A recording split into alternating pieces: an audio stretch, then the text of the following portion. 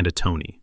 She's hosted the Academy Awards, moderated presidential debates, and spent nearly 2 decades on The View watching politicians, celebrities, and public figures squirm under her gaze. She's been canceled, criticized, suspended, and attacked from every direction. And she's still sitting at that table, still saying what she thinks, still refusing to pretend that powerful people deserve gentle treatment. But on a Tuesday morning that would become legendary in daytime television, Whoopi Goldberg encountered something that tested even her legendary patience. A prince so convinced of his own victimhood that he couldn't recognize an ally when she sat across from him. So defensive that every question became an attack. So entitled that he expected an EGOT winner to bow to his grievances. Prince Harry walked onto The View expecting sympathy. What he got instead was a woman who spent her entire life fighting battles that make his complaints look like inconveniences, and who had no intention of pretending otherwise. Within 25 minutes, the Duke of Sussex would do something no guest had ever done on The View: storm off the set mid-interview, leaving behind stunned co-hosts and footage that would follow him for years. Before we dive into this incredible story, make sure you hit subscribe and smash that like button. Now, let's get into what really happened that morning. The View studio buzzed with its usual chaotic energy as the audience settled into their seats. The iconic table was set, coffee cups positioned, note cards arranged. Today's show promised to be special. Prince Harry, Duke of Sussex, had finally agreed to appear. Whoopi Goldberg sat at her usual spot, reviewing notes with a skeptical expression. She'd been doing this long enough to know when a guest was going to be difficult, and everything about Harry's pre-interview demands suggested difficulty. His team sent over a list of topics we can't discuss, the producer had warned her earlier. Whoopi had laughed. That's cute. This is The View. We discuss what we want. Joy Behar leaned over. You think he's going to be defensive? I think he's going to be exactly who he's been in every interview for the past 3 years. The question is whether he can handle someone who isn't impressed by titles. The theme music played, the lights went up, and the show began. Welcome back to The View. We have a very special guest today, Prince Harry, the Duke of Sussex. He's here to talk about his foundation work and his life in America. Please welcome Prince Harry. The applause was enthusiastic as Harry emerged from backstage. His smile was practiced, the kind that looked warm from a distance but didn't quite reach his eyes up close. He crossed the stage, shook hands with the co-hosts, and settled into the guest chair with a posture that somehow managed to convey both relaxation and tension simultaneously. "Harry, thank you for being here," Whoopi said, her voice carrying its characteristic blend of warmth and directness. "Thanks for having me," Harry replied. But there was something in his tone, a guardedness that seemed premature, given that nothing had happened yet. "So, let's start with the basics. How are you? Really, not the PR answer, the real answer."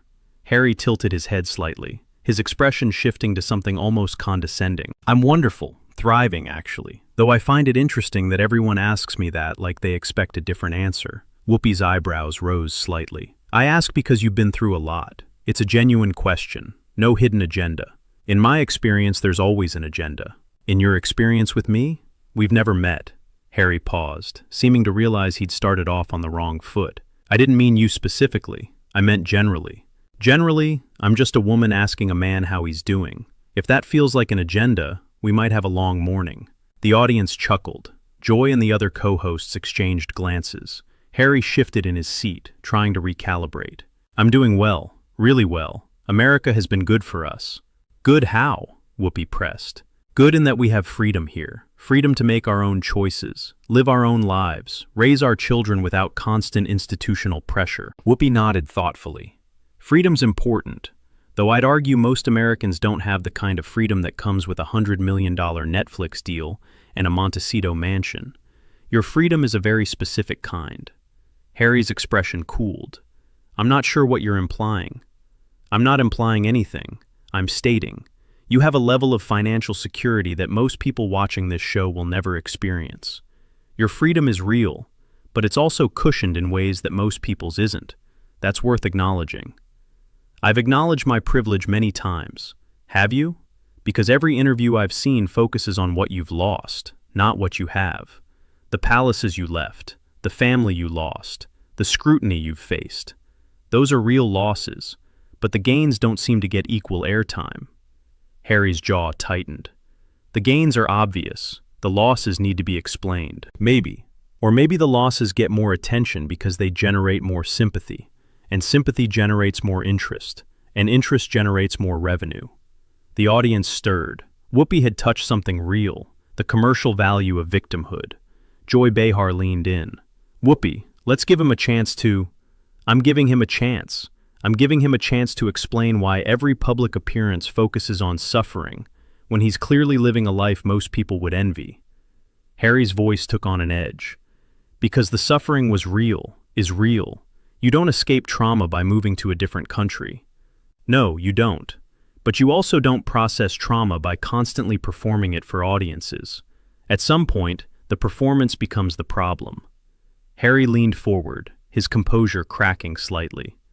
This isn't performance, this is honesty. It can be both, Whoopi replied calmly. You can be honestly traumatized and also strategically sharing that trauma for commercial purposes. Those things aren't mutually exclusive. I'm not here for commercial purposes.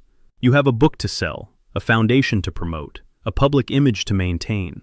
Those are all commercial purposes.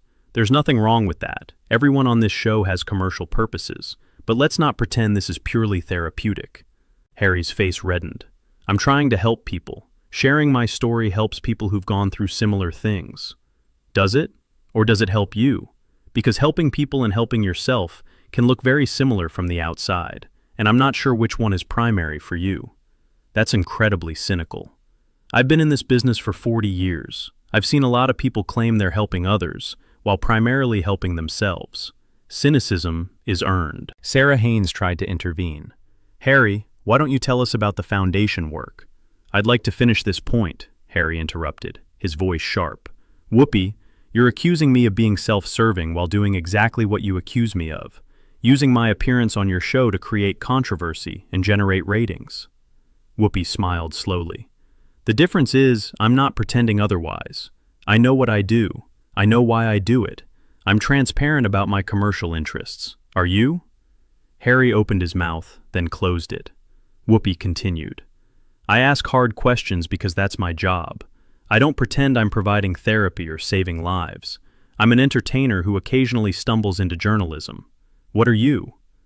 I'm someone trying to make a difference. In what? Specifically?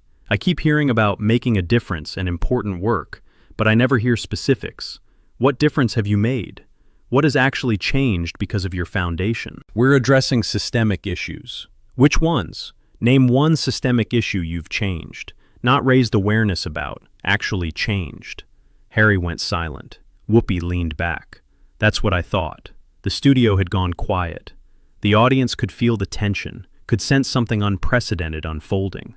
Joy Behar jumped in, trying to lighten the mood. Let's talk about something more personal. How's Megan? How are the kids? Harry's expression shifted immediately. Walls going up, defenses activated. I'd prefer not to discuss my family. Whoopi's eyebrows shot up. You'd prefer not to discuss the family you've been discussing on every platform available for 3 years? This interview is about me and my work. Your work includes your wife. Your foundation is joint. Your media appearances have been joint. Your story is joint. How can we discuss you without discussing her? By respecting my boundaries. Whoopi laughed, a genuine, surprised laugh. Boundaries? Harry, you published your family's private conversations in a best-selling memoir. You shared your wife's mental health struggles on international television. You've discussed your children's race, your father's parenting, your brother's marriage. Where were the boundaries then? That was my choice to share, and this is my choice to ask. You don't get to control the conversation, Harry. You can decide not to answer, but you can't decide what I ask. That's not how interviews work. Harry's voice dropped to something cold. This isn't an interview. This feels like an interrogation. It's questions. If basic questions feel like interrogation, maybe examine why. Because the questions are hostile. Which questions? I've asked how you're doing, what you're working on, and how your family is. Those are literally the warmest questions anyone could ask. If they feel hostile, the hostility is coming from somewhere else. Alyssa Farah Griffin tried to redirect. Harry, let's talk about your military service. That's something you've always been proud of. Harry seized the lifeline, his posture relaxing slightly. Yes, my time in the military was the most meaningful period of my life. It taught me discipline, purpose, genuine service. Whoopi nodded. I respect that. Military service is admirable. But help me understand something. You've talked about how the military gave you purpose. You've talked about how important service was to you. And then you left royal life, which is essentially a form of service, to pursue what exactly? Freedom, authenticity, the ability to live on my own terms. But living on your own terms isn't service. It's the opposite of service. Service means putting others' needs above your own. You chose to put your own needs first. That's valid, but it's not service. Harry's jaw flexed. I'm still serving. Through the foundation, through advocacy. You're serving yourself while claiming to serve others. There's a difference. When you were in the military, you followed orders. You did what was needed whether you wanted to or not. Now you only do what you want to do. That's not service. That's lifestyle. That's an unfair characterization, is it? What have you sacrificed since leaving the royal family? What have you given up that you actually wanted to keep? Harry stared at her. I gave up my family. You left your family. That's different from sacrifice. Sacrifice means losing something you want to keep. You wanted to leave. You've said so repeatedly. Where's the sacrifice? The sacrifice is living with that loss. The loss you chose. You're asking for sympathy for a decision you made voluntarily. That's not sacrifice. That's consequence. And consequences aren't the same as victimhood. Harry stood up suddenly, the movement startling everyone. I don't have to sit here and be lectured. Whoopi remained seated, looking up at him with an expression of mild curiosity. You're right, you don't. You can leave any time. But running away from uncomfortable questions is kind of your pattern, isn't it? Harry's face contorted. I don't run away. You ran from the royal family. You ran from the UK. You run from any interview that doesn't go exactly the way you want. Standing in front of me right now, preparing to walk out. That's running, Harry. I'm not running. I'm refusing to be disrespected. Who disrespected you? I asked you questions. Questions you've invited by making your life a public product. That's not disrespect. That's engagement. Your engagement feels very hostile. My engagement feels like what happens when someone actually pushes back. Most of your interviewers don't push back. They accept your framing, nod along with your narrative, let you say whatever you want without challenge. I don't do that. I ask follow-up questions. I point out contradictions.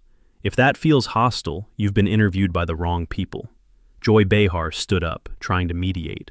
Maybe we should take a break. I don't need a break, Harry snapped. I need interviewers who aren't determined to twist everything I say. Whoopi shook her head slowly. I haven't twisted anything. I've repeated your own words back to you and asked you to explain them. If your own words sound twisted when I repeat them, maybe the original words are the problem. Harry remained standing, caught between the desire to leave and the awareness that leaving would prove her point. You don't understand what I've been through. Whoopi's expression shifted, becoming somehow both softer and more intense. Harry, I'm a black woman in America. I've been called every name you can imagine. I've been discriminated against, harassed, threatened.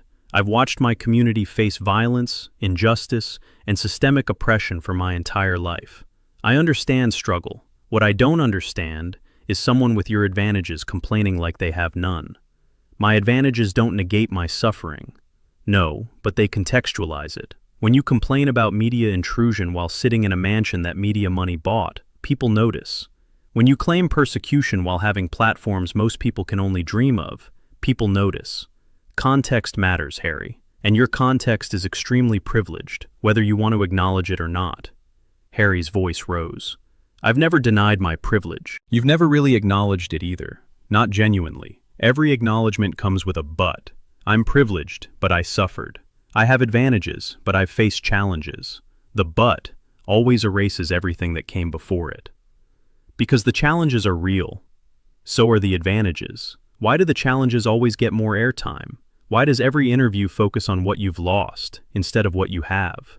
Why is your public narrative centered on suffering when you're living a life most people would consider paradise? Harry sat back down heavily, seeming to deflate slightly. Because the suffering matters. Because people need to know the truth about these institutions. Whoopi leaned forward. What truth? That royal life is difficult? Everyone knew that. That the British press is vicious? Everyone knew that. That family relationships are complicated? Harry, that's not revelation, that's reality. What new truth have you actually shared that people didn't already know? That the institution is racist. You implied that without providing specifics that could be verified. You made accusations and then refused to elaborate. That's not truth-telling, that's insinuation. And insinuation doesn't hold up to scrutiny. Harry's composure had fully cracked now.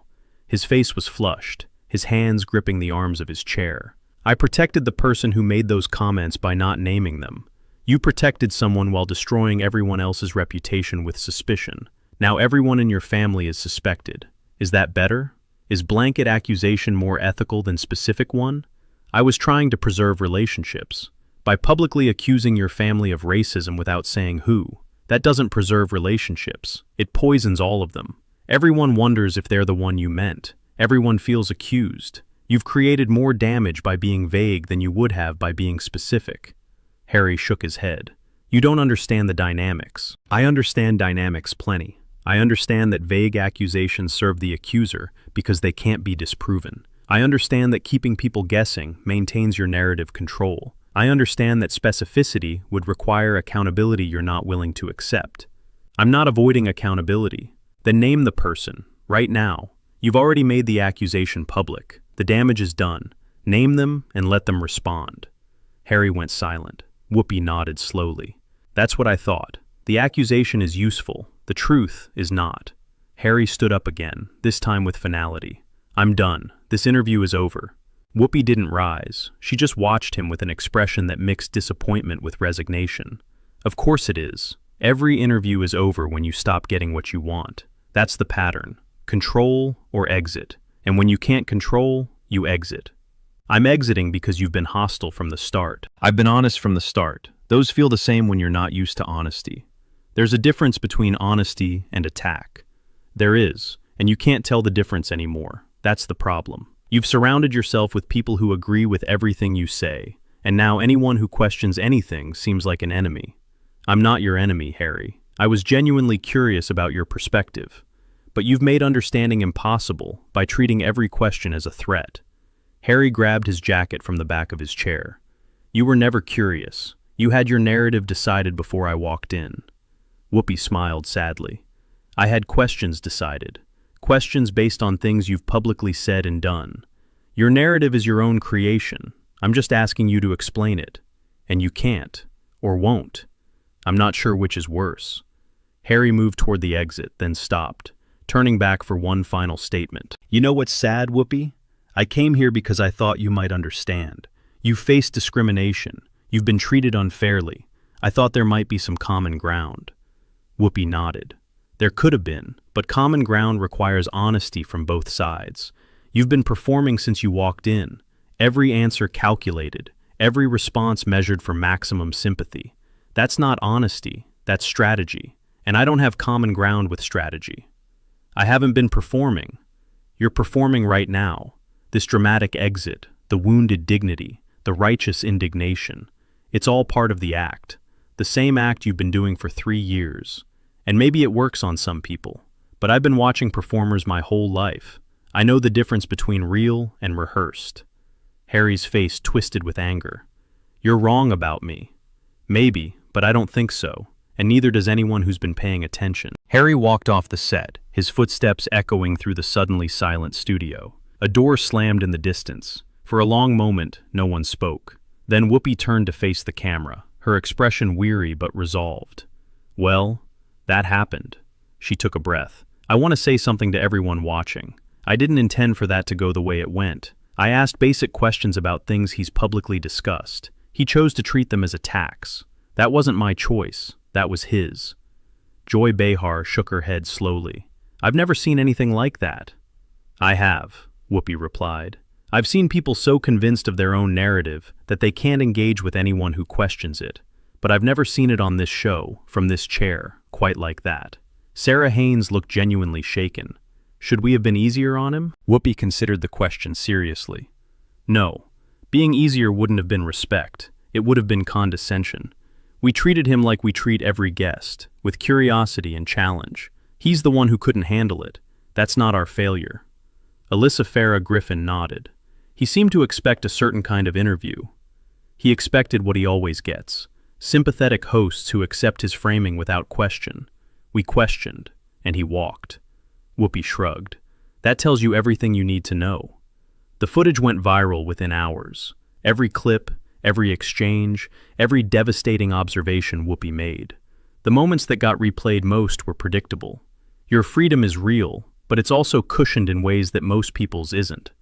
You don't get to control the conversation, Harry. You can decide not to answer, but you can't decide what I ask. Running away from uncomfortable questions is kind of your pattern, isn't it? The accusation is useful. The truth is not. I know the difference between real and rehearsed. Harry's team released a statement calling the interview hostile and predetermined, accusing The View of ambush journalism. Whoopi addressed it the next day. Ambush journalism. That's a new one. I asked a man about his own public statements and gave him every opportunity to explain them. He chose to get angry and leave. That's not ambush, that's accountability. And if accountability feels like ambush, that says something about how you've been living. The audience applauded. I've been doing this a long time. I've interviewed people who've survived wars, lost children, faced real persecution. Most of them managed to engage with difficult questions without treating them as personal attacks. What happened yesterday wasn't about my questions. It was about his inability to handle questions at all. Joy Behar leaned in. Do you think he'll respond? Probably. Through his representatives, through carefully crafted statements, through friendly media outlets. That's the pattern. Never direct engagement, always filtered response. Because direct engagement requires facing questions he can't control. Whoopi looked directly into the camera. Here's what I'll say to Prince Harry, if he's watching. You're welcome back anytime. Genuinely. I'm happy to continue the conversation.